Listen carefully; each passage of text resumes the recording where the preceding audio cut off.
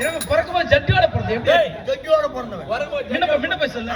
அது எப்படா ஜட்டியோட பிறந்த? ஏன்டா ஒரு புயலத்துல ஒரு குழந்தை பிறந்தா ஆடை இல்லாமல் நிர்வாணமா தான் போகுது. அது ஆணாக இருந்தாலும் சரி பெண்ணாக இருந்தாலும் சரி. நீ மட்டும் ஆடை உள்ளாட போட்டு வந்த. ஜட்டியோட பிறந்த பூமாக்ஸ் ஜட்டி. அதுவும் என்ன ஜட்டி? பூமாக்ஸ் ஜட்டி. நல்லா சொல்லது இல்லடா டே ஒண்ணு டே என் முகத்திலே முழுங்கதரா.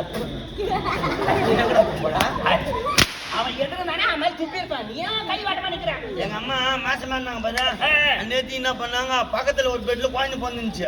அந்த ஜட்டி இருந்துச்சு பாரு, அதோட பண்ணி வச்சிருந்தாங்க. தெரியாது எங்க அம்மா துணி கொடுக்குது ஜட்டிய. அந்த பனி தாங்க முடியாம பனி தாங்க முடியாத அப்படியே உள்ள கருப்பு பையில நானே போய் மாட்டி நிக்கிறேன் ஜட்டி.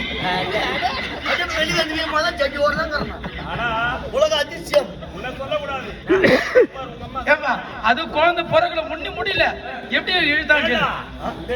உருவம் 11 மாசம்னாலே இன்னும் வலிமையாயிரும். நல்லா ஆமா. கர்ணகை மேல இருந்துடா நீ.